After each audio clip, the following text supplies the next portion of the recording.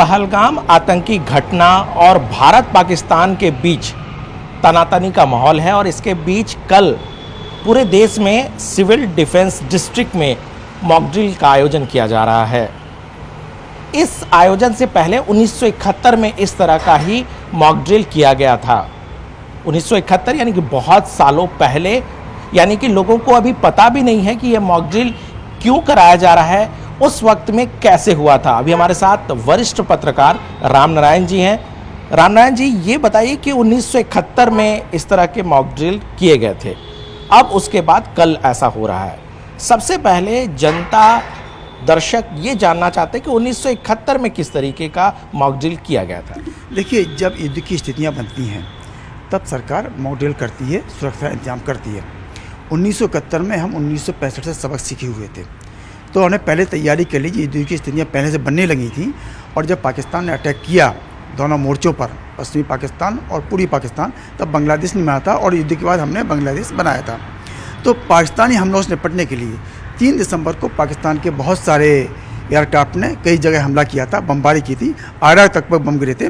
तो उस समय सरकार ने देश भर में मॉक ड्रिल की थी, सुरक्षा उपाय किए थे ताकि लोग घरों से बाहर न निकलें। लोगों को ब्लैकआउट करने को कहा गया था, मोमबत्ती तक जलाने को मना किया गया था, दरवाज़ों पर खिड़कियों पर काले कागज़ होते हैं उनको लगाया गया था ताकि जीवन में कोई चिन्ह न देखें पाकिस्तानी उस समय जो हवाई जहाज आते थे उनको। इसके अलावा घरों के बाहर गड्ढे खोदे गए थे जो बंकर के रूप में काम करें, अगर हवाई हमला कोई होता है तो उसमें छुप सकें वो जा करके, पर छत पर ना रहें, बाहर ना देखें उसको लेकर के। तो इस तरह के इंतजाम इसलिए किए गए थे कि उस समय बहुत बड़े बम नहीं होते थे, पाकिस्तान कोई परमाणु बम जैसी चीज़ें नहीं थी, छोटे बम थे। और अगर हम दिखें नहीं, कहीं दिखाई नहीं दें, रात में हमला हो दिन में भी हो तो बचाव कर सकें। और उस तरह सिविल डिफेंस को इस तरह तैयार किया गया था, जगह जगह लोगों को घरों के अंदर रहने के लिए बड़े बड़े जो थे अपने बंकर तो सब जगह नहीं थे, लेकिन बड़ी बिल्डिंग के नीचे जो बेसमेंट। उस समय सिविल एरिया में बम भी गिरा था क्या? सिविल एरिया तक बम गिरे थे आकर के, बहुत सारी बॉर्डर के एरिया में गिरे थे। 10-12 पोस्ट जो थे पाकिस्तान में, अपने राजस्थान के पोस्ट थे बहुत सारे, राजस्थान में अंदर आके गिरे थे, पंजाब में गिरे थे, हरियाणा की साइड बॉर्डर पर गिरे थे। उसके अलावा उत्तर प्रदेश में आगरा तक उनके हवाई जहाज़ों ने मार की थी। हालांकि उसके बाद दोबारा नहीं आ पाए, एक बार के आने के बाद हमने उनको रिटेलिएट किया था, उनके बहुत सारे हवाई जहाज़ भी गिराए थे, लेकिन फिर कभी इस तरह का हमला ना हो इसके लिए हमने मॉक ड्रिल करके इसके इंतजाम सुनिश्चित किए थे। लेकिन क्या उस वक्त में सिविल डिफेंस को इतना एक्टिव किया गया था पहले से, क्योंकि उस समय प्रधानमंत्री इंदिरा गांधी थी, क्या एक्टिव थे वहाँ पर जिस तरह से अभी हम लोग तैयारी कर रहे हैं? क्या उस वक्त भी इस तरह की चीज़ें थी? देखिए, उस समय टीवी नहीं था, उस समय रेडियो थे। इंदिरा गांधी ने 3 दिसंबर को रेडियो प्रसारण में कहा था कि पाकिस्तान ने कहाँ कहाँ हमले किए, कहाँ कहाँ किए, हमें क्या तैयारी करनी।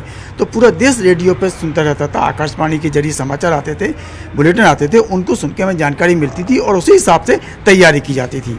तो उसमें आकाशवाणी का सबसे बड़ा रोल था, और चूँकि आकाशवाणी गाँव में थी, हर गाँव में ट्रांजिस्टर थे, तो लोगों को जानकारी मिल जाती थी। ऐसा नहीं था जानकारी ना मिले, तो तैयारी वैसे ही की गई थी। क्या 3 तारीख से पहले से ही ये ड्रिल स्टार्ट था, कुछ प्रिकॉशनरी सावधानी के लिए जैसे अब किया जा रहा है? बिल्कुल, उस समय हम लोगों ने 3 तारीख के पहले घरों पे काले पेपर लगाए, खिड़कियों पर लगाए गए थे, कांचों पे, जिससे कि उनको दिखाई नहीं दें।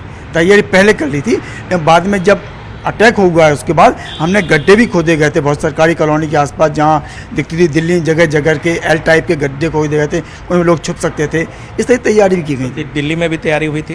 बिल्कुल, दिल्ली में तैयारी हुई थी उस समय काफ़ी। किस तरह की तैयारी हुई थी, कुछ बताएंगे? दिल्ली में वही मॉडल किए गए थे बहुत सारे, इन्होंने किस तरह से हम अपने ब्लैकआउट करके रहे। यहाँ पर लोगों को कहा गया था किसी तरह की दूसरी लाइट भी नहीं जलाएं जब बिजली काट दी जाए।